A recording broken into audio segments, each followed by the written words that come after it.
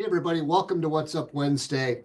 I wrote a blog this week, sort of an IH, Industrial Hygiene for Dummies, or let's call it IH for safety professionals.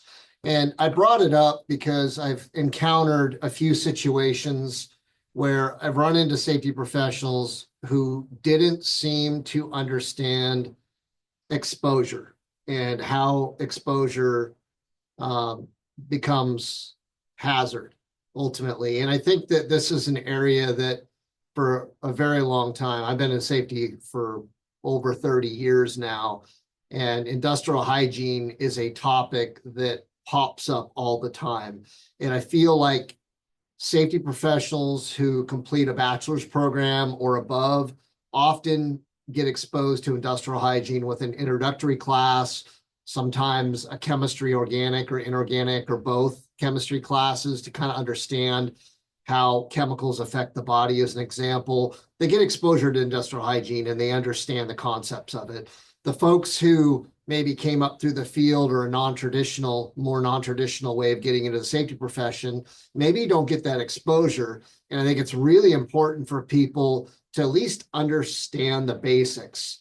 You don't necessarily need to be an industrial hygienist or an expert, but you need to understand the basics to know exposure. So maybe starting off with industrial hygiene, I think I point everybody to the blog I wrote, but industrial hygiene is basically the science of protecting the health and safety of workers by anticipating, recognizing, and evaluating, as well as controlling workplace hazards. And those hazards can fall into different categories.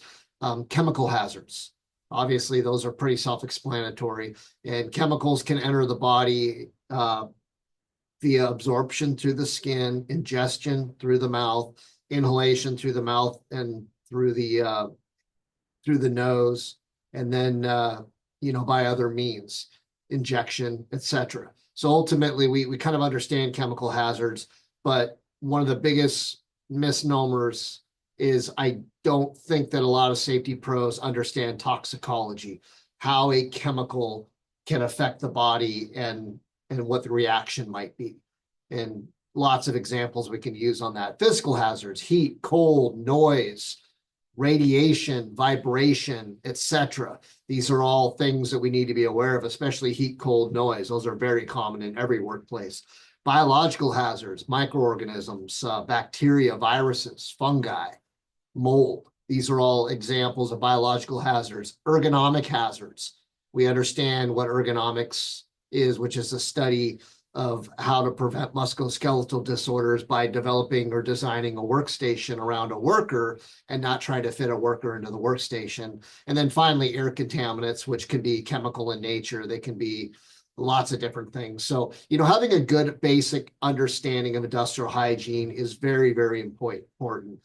I know that one great example would be a lot of safety professionals work with respiratory protection equipment, often in the form of personal protective equipment.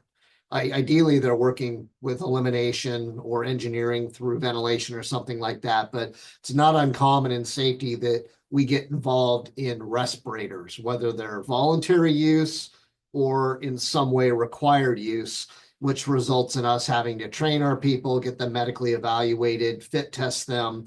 And I think a lot of times the piece I see missing is the exposure data, the exposure assessments.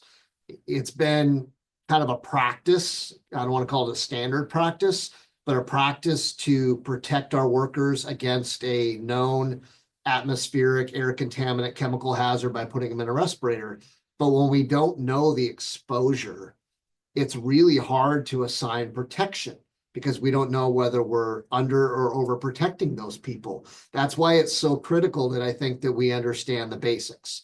And to some, I think the basics would be recognizing that there's a hazard and then calling an industrial hygiene firm or an environmental firm to come in and do an assessment. They might use sorbent tubes. They might use direct reading instruments. The safety pro may use the same. They may use pumps with different types of cassettes and media. There are a lot of different ways to be able to monitor different types of contaminants.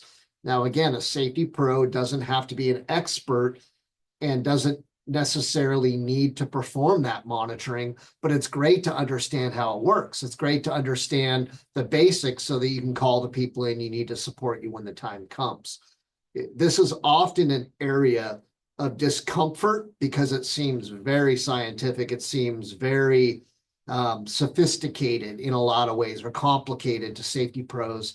And I don't think it needs to be. I think that any safety pro who is working in the field should try to find an online intro to industrial hygiene type of a course if one hasn't been taken, and study the NIOSH method for different things like lead, nuisance dust, silica, things that we expose on a regular basis, noise, and get familiar with those things and kind of understand where your resources are and how to approach different types of hazards. Because what ends up happening is when we don't have a good enough understanding of hazards and how they affect the body, we can tend to underprotect people or maybe miss something that we shouldn't be missing. So just a little, again, industrial hygiene for safety pros, or industrial hygiene for people who maybe aren't familiar with it or comfortable with it. I think it's a really important area that we need to look at and make sure we're not missing, because it's really easy to overlook those things and not even realizing that we're exposing our workforce to hazards that we're not aware of. So hopefully that's helpful. We'll see you next Wednesday.